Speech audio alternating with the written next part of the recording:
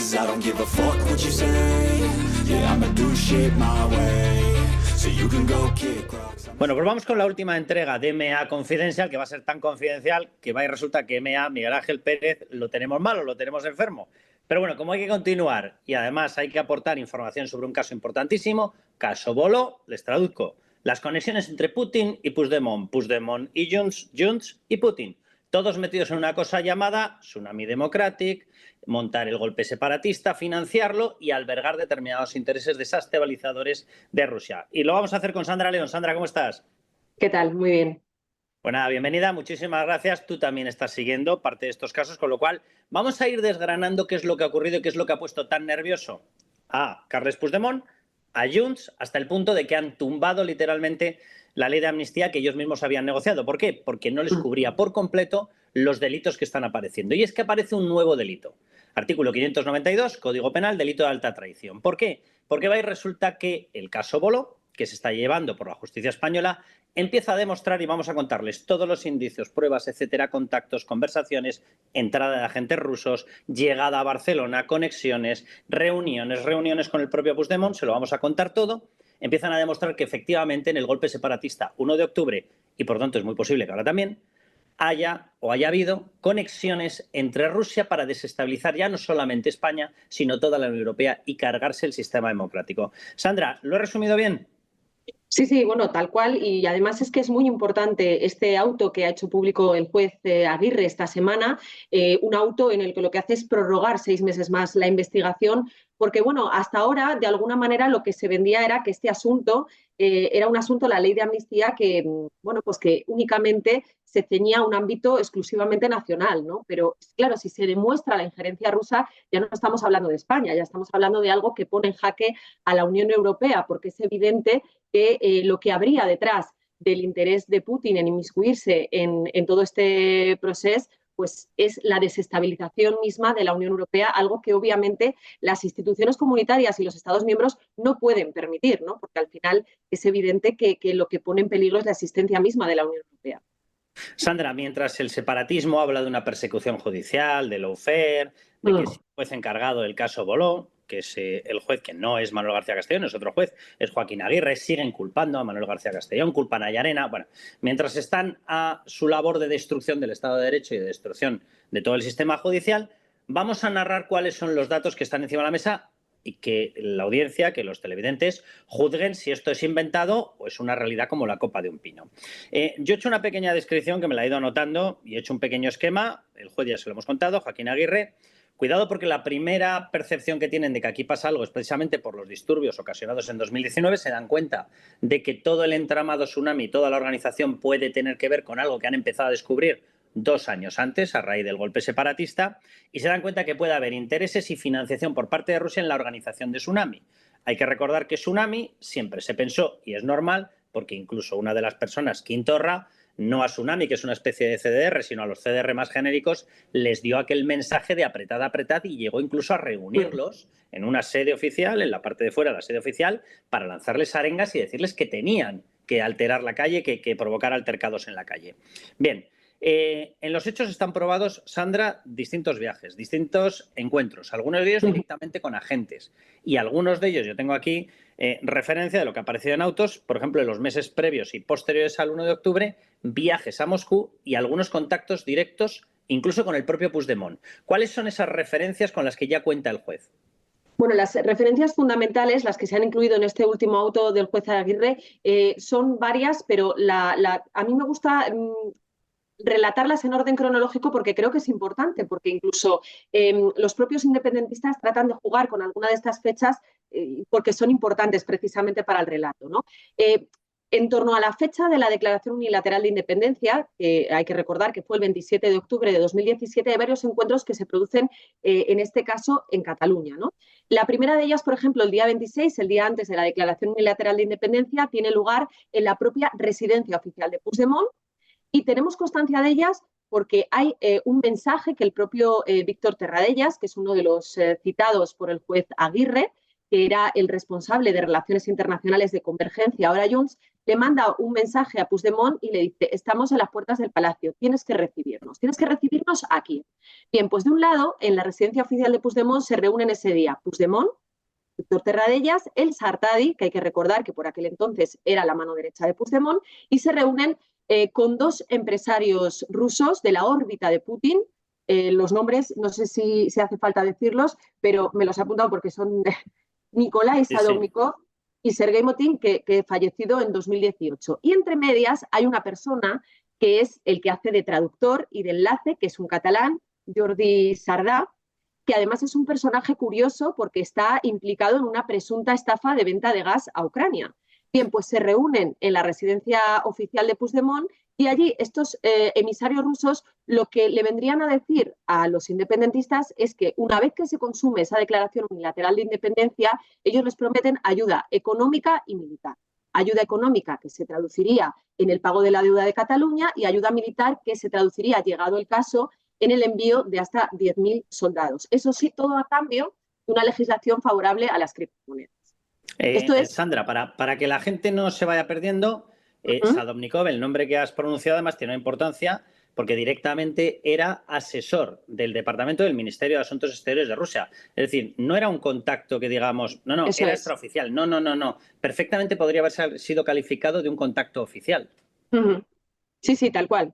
Tal cual, es muy importante, efectivamente, como bien dices, porque una de las estrategias del independentismo pues, pasa por minimizar la importancia de todos estos contactos que no eran oficiales, ¿no? Luego la otra, como bien digo, es bueno, pues quitar importancia a lo que se habló allí, porque es verdad que llegado a un punto de la investigación, el entorno del expresidente de Cataluña reconoce este encuentro, pero le quita importancia. No dice que, bueno, que realmente aquello no llegó a ningún lado y que además que restaron importancia a cualquier ofrecimiento porque consideraron que carecía de credibilidad, ¿no? Pero el encuentro lo reconocen, con lo cual, insisto, que es un indicio, desde luego, importante a la hora de hacer lo que es el relato de los hechos. Sandra, esta persona, Terradellas, que coge mucha importancia, además tú lo has descrito perfectamente, era el responsable de exteriores, de internacional, de la propia Convergencia. Es decir, era la persona que si tú quieres mantener un contacto oficial, es la persona a la es al que recurres. EDCAT o Convergencia hubiese designado, porque era la que tenía todas estas informaciones, que además son confirmadas en testificales,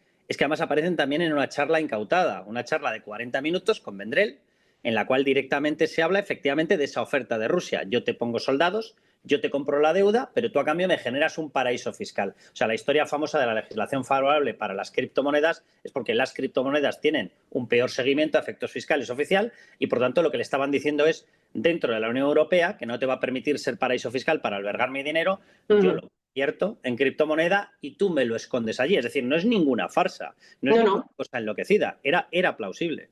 Sí, a pesar de que se ha intentado ridiculizar, ¿no? Todo este asunto, es claro que es algo plausible. Pero es que además hay otra cosa. Esto estamos hablando del 26 de octubre de 2017. Es importante otro encuentro del que habla el juez Aguirre, que se habría producido el 27 de octubre de 2017, es decir, el mismo día de la Declaración Unilateral de Independencia. Estamos hablando de un encuentro al que acudiría de nuevo Terradellas, de nuevo el Sartadi, y se reunirían con un experto ruso en criptomonedas, también de la órbita de Gorbachov y de Putin. Esto es importante decir que es el 27 de octubre, porque claro, es después de esta otra reunión que según ellos no llegó a ningún sitio.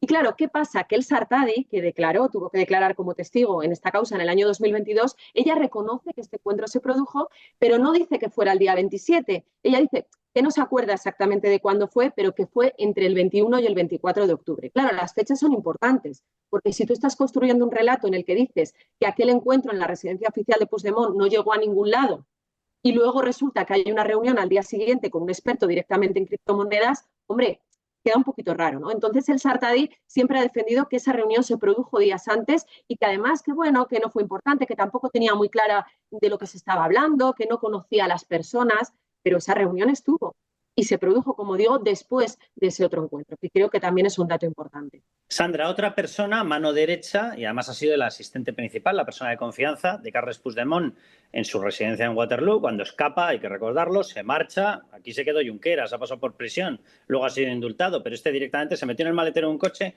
y salió corriendo. Acaba en Waterloo y ahí tiene una persona de confianza que le hace todas las gestiones. Su nombre, Josep Lluís Alay.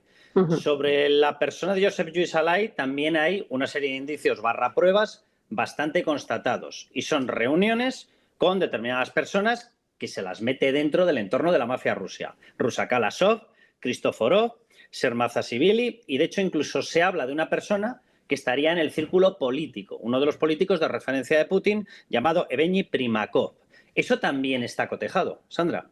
Sí, sí, efectivamente. Se citan viajes a Rusia tanto antes como después de la Declaración Unilateral de Independencia, en la que efectivamente Josep Lluís Sala y también Gonzalo Boye, el abogado de Puigdemont, se reúnen, por un lado, con empresarios importantísimos. Uno de ellos, por ejemplo, se cita a un destacado miembro de la Comisión de Relaciones Internacionales de la Duma del partido de Putin, y luego también con el mismísimo jefe de la mafia rusa, ¿no? Hay que ver, no se sabe o no trascendido qué es lo que se habló en esos encuentros, pero lo que es un hecho es que esos encuentros se produjeron, y esto también es muy importante, ¿no? Esto por un lado, pero por otro, además, también se interceptan una serie de mensajes, de llamadas telefónicas de estos personajes con altos cargos del Kremlin, de los que se deduce, y así lo dice el juez Aguirre, la relación fluida que existía con el Kremlin, ¿no? Porque de hecho incluso hablan en un momento determinado, oye, Puigdemont no puede hablar del tema Navalny, del opositor ruso que este mismo verano fue condenado a otros 19 años de prisión por supuesto extremismo, ¿no? Cuando te piden eso es porque hay una relación fluida, con lo cual, insisto, los indicios también por ese lado son muchos y muy diversos. Claro, el New York Times, creo que el Washington Post se sumó a las revelaciones. Septiembre de 2021 habla de una investigación que ni siquiera sería nacional, sería una investigación internacional y además con documentación de inteligencia. Y hablan de otra relación que habría mantenido Alay. Cuidado porque este contacto además ocurre 3 días después, justo, de la famosa toma del aeropuerto del Prat en Barcelona por Tsunami, lo cual demostraría que lógicamente había una conexión. Bien, ahí se habla de una serie de contactos con Sergei Shumin, que por cierto es un coronel del Servicio Federal de Protección, de una de las agencias que supervisa directamente la seguridad de Putin. Es decir, estamos hablando de seguridad e inteligencia directa de Putin. Y ahí se habla de determinadas cuestiones y además se habla también de unos contactos y de unas visitas a Rusia. El propio Alay reconoce al New York Times que se ha desplazado, eso sí, dice que se ha desplazado para unas labores de protocolo, de generación de vínculos entre periodistas y extranjeros. Bien, qué casualidad con Rusia. Vale, pero es que el New York Times citaba la información que había sido aportada por parte de inteligencia y asegura que de eso nada, que de lo que habían ido a hablar era de financiación. Sí, bueno, a mí hay una cosa que me hace mucha gracia en todo esto y creo que además es importante subrayarla, ¿no? Lo que hace el independentismo y también incluso pues, el Partido Socialista en los últimos días es, bueno, pues poner el foco en los jueces españoles, que son malos malísimos, que trabajan al servicio de una determinada ideología. Pero claro, es que gran parte de esta investigación no viene de España y eso creo que es importante Totalmente. subrayarlo, porque claro, no sé, creo que los espectadores tienen que valorar qué es más factible, ¿no? Que los medios internacionales sean sicarios de los jueces españoles o que pues, los separatistas, los golpistas, hayan sido capaces de negociar con el diablo pues, para sacar adelante sus pretensiones. Yo creo que es que esto cae por su propio peso y en este sentido también es importante señalar otra cosa de las que cita el juez Aguirre en su auto, que es esa documentación que le llegó de forma anónima el pasado mes de diciembre y que sale de una plataforma, de un grupo de 55 medios internacionales que llevan años investigando esta trama rusa del proceso, ¿no? Con lo cual, bueno, pues yo insisto, cuando todos los medios internacionales también apuntan en la misma dirección, esto ya no es una cuestión de los jueces españoles, ni del Partido Popular, ni de la fachosfera, ¿no? Yo creo que esto es serio. Déjame que cite 2 pruebas más, 2 hechos más. Una son las confesiones testifical directa de David Madí, también relacionado obviamente con el partido, relacionado con Puigdemont, que ha confesado ya ante el juez que Rusia estaba interesada y él habla abiertamente por los contactos que tenía y la información que tenía dentro del partido de que realmente lo que estaba interesado era en el independentismo, en una mecánica de desestabilización de Cataluña, a su vez de España y a su vez de las democracias liberales. Y que efectivamente confirma que sí que se habría hablado dentro del partido de la famosa historia de creación de un paraíso fiscal para criptomonedas. Y cuidado, un documento importantísimo que también ha sido revelado y ha sido desvelado hace nada, fruto de una investigación y de la entrada en el domicilio de Terradella. Y es una carta manuscrita, un papel manuscrito donde aparecen, y cito literalmente, las siguientes palabras: Putin, financiación, unificar Bitcoin, Estado protector, máquina, legislación adecuada al nuevo modelo económico. Todo eso plasmado y mezclado en un documento manuscrito que se le ha incautado, repito, a Terradella, el que era el responsable de exteriores de Convergencia y, por lo tanto, de PDeCAT y Junts. Yo creo que los indicios, como bien dices, es que son muchos. Es que podíamos hablar de algo muy genérico, pero no, es que estamos hablando de cosas concretas, de indicios muy concretos, de pruebas que están sobre la mesa y que además no han salido ayer, ¿no? Porque esta es otra de las cosas que la izquierda política y mediática parece querer hacer ver. Parece querernos hacer ver que este señor, el juez Aguirre, ha estado de brazos cruzados durante 7 años, que no ha hecho nada y que de repente el otro día, como veía que se iba a votar la ley de amnistía, lo saca todo del cajón. Y esto es mentira. O sea, todo esto ha estado trabajando durante mucho tiempo en esto, recabando indicios. Lo que pasa que, lógicamente, los procesos llevan pues un tiempo, ¿no? Y en España estamos acostumbrados. A mí me hace mucha gracia ahora cuando dicen es que estos 7 años en un cajón y ahora tal. No, primero que no es así, pero segundo, ¿cuánto tardó la investigación del caso Gürtel o de los ERE de Andalucía? Es que esto no se despachó en 1 año, ni en 2, ni en 3, ni en 7. O sea, que esto es importante, ¿no? Y luego, bueno, además han tenido la desgracia, Carlos, de que esta semana también ha habido otro suceso curioso, y es que se ha descubierto, por una investigación también de medios internacionales, que nada tiene que ver con España, que hay una eurodiputada letona afín al independentismo, que resulta que llevaba 20 años trabajando para los servicios secretos rusos. Una mujer que bueno, pues ha estado siempre con los independentistas, que tiene miles de fotos, que ha estado en las charlas de Puigdemont, que ha hecho peticiones en el Parlamento Europeo para defender a los alcaldes que iban a participar en el referéndum, en fin. Es que no puede haber más cosas sobre la mesa que apunten en la misma dirección, desde luego, y además yo creo que es importante subrayar que estamos en fase de instrucción, en fase de investigación y que lo lógico es llegar hasta el final. Luego ya habrá condenas o no las habrá, pero lo que no podemos pedirle a un juez es que no llegue hasta el final en sus investigaciones. Fíjate, déjame que lo ligue con una pata más política o más de actividad parlamentaria en la Unión Europea. Mayo del recién terminado año, 2023, emite el Parlamento Europeo un informe confirmando, y además cita expresamente el caso del separatismo y el golpe separatista del 1 de octubre en Cataluña, confirmando las injerencias de Rusia. En ese informe, de hecho, se pide a los 27 Estados miembros que tienen que extremar la vigilancia de este tipo de comportamientos, que tienen que luchar contra la injerencia, que tienen que cortar como sea esos cauces de entrada porque tienen la confirmación. El informe del Parlamento Europeo cita fuentes militares, cita fuentes de defensa, es obvio a quién se refiere, a distintos servicios de inteligencia de los Estados miembros y evidentemente a la maquinaria de control de este tipo de cuestiones por parte de la OTAN. Y le pide a todos los países que hagan el esfuerzo máximo en conseguir evitar la intromisión y la injerencia de Rusia. Y repito, cita expresamente el caso de Cataluña como una evidencia de que ha sido utilizado. Claro, la petición que hacen ahora los separatistas a Pedro Sánchez de que los tiene que amnistiar, que tiene que zanjar las investigaciones, por lo tanto no va exclusivamente en contra de los intereses, que ya sería lo suficientemente grave, españoles. Es que lo que está pidiendo es contravenir un mandato directo del Parlamento Europeo que viene a su vez de la OTAN. Lo va a tener muy difícil. Yo creo sinceramente que con el tema de la definición de terrorismo podía haber discusiones sobre si la Unión Europea lo podía aceptar o no lo podía aceptar. Pero yo creo que si esta investigación sigue adelante, si la injerencia rusa llega a demostrarse mínimamente, yo creo que es muy difícil que la Unión Europea trague con eso, porque sería un precedente muy peligroso y porque además es que no estamos hablando de cualquier otro país, es que estamos hablando precisamente de Rusia, que siempre ha tenido entre sus objetivos de política exterior desestabilizar a la Unión Europea, ¿no? Y de todas formas hay que recordar, Carlos, y lo comentábamos el otro día, que el propio Pedro Sánchez hablaba de la injerencia rusa. Hace 1 año, hace 2, hablaba de la injerencia rusa. La propia Iratxe García, una de las portavoces socialistas en el Parlamento Europeo, hablaba de la injerencia rusa. Es verdad que ya estamos... te digo más, alguien que evidentemente tenía información del golpe separatista porque estaba dentro, pero no está bajo disciplina de Junts, llamado Oriol Junqueras, creo recordar que fue en el 19 en el 20, en una de las entrevistas que concedió, aseguró y dijo literalmente, y de hecho creo que se tituló la entrevista así, dijo, va a ser un problema la relación de Junts con Rusia. Es que eso lo dijo Oriol Junqueras, él porque lo sabía. Sí.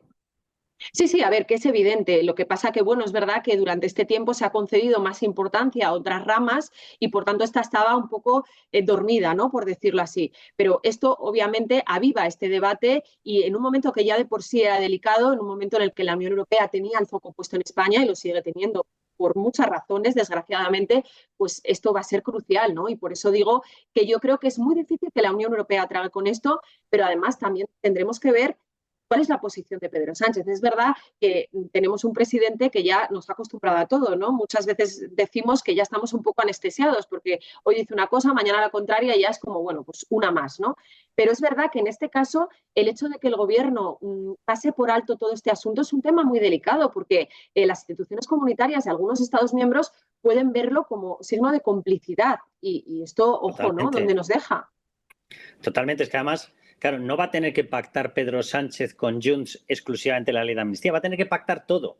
Es decir, posicionamientos frente a Rusia, posicionamientos de aporte de gasto militar precisamente para los contingentes de la OTAN, va a tener que respaldar determinadas operaciones contra países que son aliados del famoso eje Moscú, Pekín, Teherán, va a tener que, oye, qué casualidad, te digo una cosa, Teherán, y por lo tanto tenemos que interpretar que Moscú están interesados en que no se ataque a los hutíes para defender los convoys, todos los envíos de mercancía a través del Mar Rojo. Somos uno de los poquísimos países que no está ahí. Lo digo porque si nos ponemos en plan indicios, evidencias yo no sé si lo son. Y luego va a haber aquí un problema judicial. O sea, lógicamente investigar a Rusia va a ser prácticamente imposible. Sí. Ya me parecen suficientemente torpes los políticos de Junts como para que les hayan encontrado lo que les han encontrado.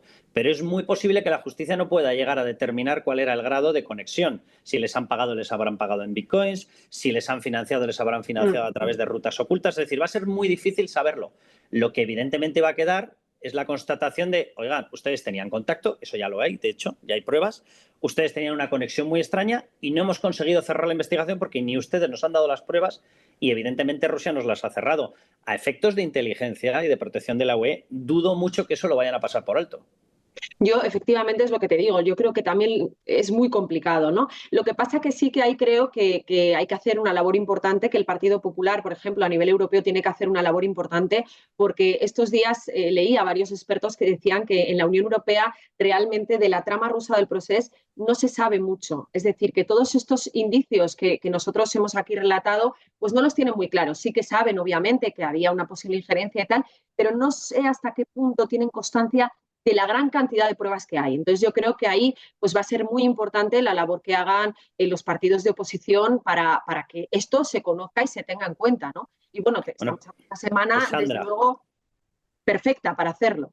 Pues Sandra, de momento lo que pueden hacer es verse el MA Confidencial, por cierto, sin Sí. MA primero, que hemos hecho, Miguel Ángel Confidencial sin Miguel Ángel.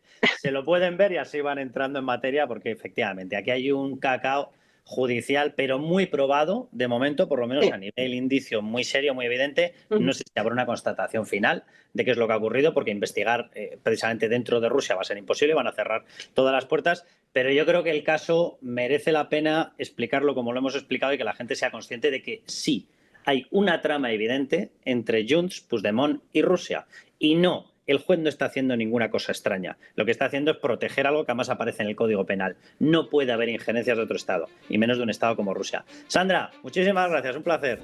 A ti, hasta la próxima. Hasta la próxima.